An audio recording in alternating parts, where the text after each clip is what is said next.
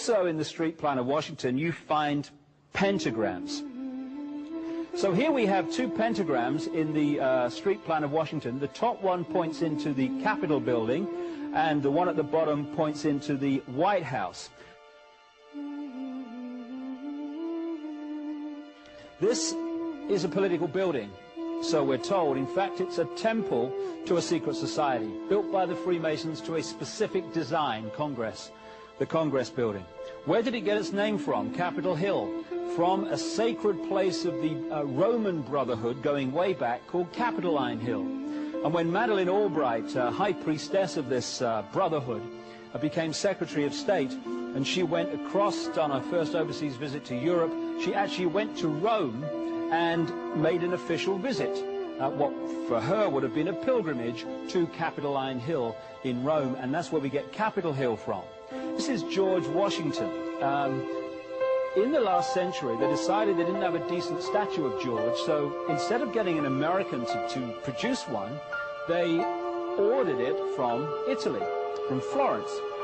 And when it arrived on the dockside, people were staggered, because here was George, the first president of the United States, depicted naked from the waist up with this cloth over his Bill Clinton's, and then pointing up one arm, pointing down the other.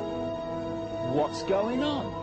Unless you realize where these people are coming from, it's inexplicable.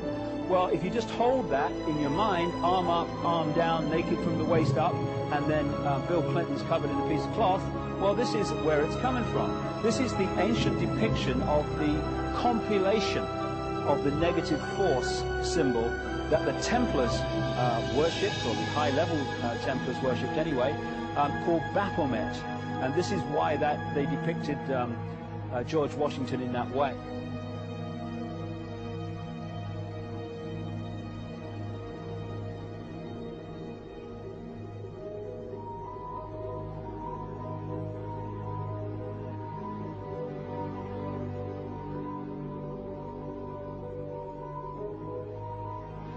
What has come to light is that it's now been, it is not so surprising for a lot of people that there are covens amongst the very educated class, architects, doctors, lawyers, priests, brokers, and the leisure class. These are people who have made pacts with the devil. That's right. It's really the best, the more accurate way of describing it would be that they have indulged themselves in the worship of the goat, of the prince, of the serpent, of Satan, of Lucifer, and they lead perfectly normal lives. They're jewel merchants. They travel. They're prominent in their own way, but they do have this indulgence. Father, here's a part of that I can never understand. That has never made sense to me, and that is, if somebody were to make a pact with the devil, then obviously the implication is if the devil is there to make a pact with them, to make a deal, to make their life, their short mortal life on earth, pleasurable, with money or women or travel, or more interesting, whatever it is they want. Yes. Then they are aware of the presence of the devil, and they are obviously aware then of the presence of God as well, and they nevertheless make a conscious, stupid, short-term, blind choice to take what they can get in this lifetime. And to embrace one, you must embrace the other. It's not like it's some wishy-washy person. I know you do. It is a very not easy to understand, except when you talk with them, when they let their hair down and peel grapes, as we say, and when they're on their way to being cured of what or healed is the proper word. You find that there's an exhilaration and a satisfaction which is both sensual and sexual and mental when they really indulge in Luciferian worship. There is a peculiar exhilaration. Like a drug, then? Yes, it's a peculiar exhilaration. And of course, the godly instincts in us all, the angelic in us all, because we all have something angelic and something godly, besides everything else, a lot of other negative things, that is quenched. And you find in them a horror of anything, what we call sacred and holy, or sacrosanct, or the idea of the idea of the sacred, of the awesome.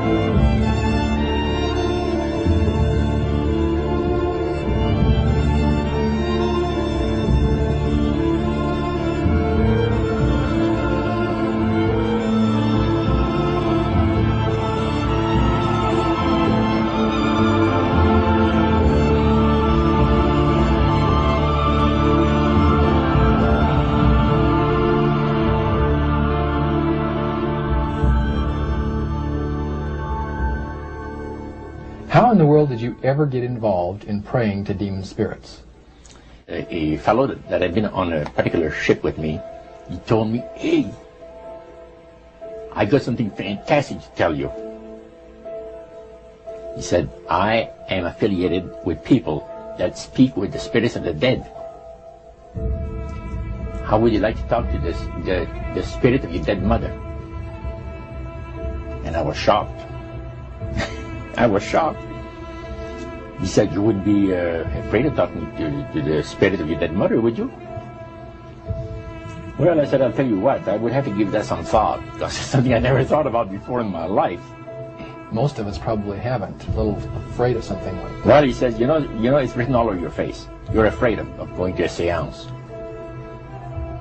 But he says, "I know you. He says, you're going to come."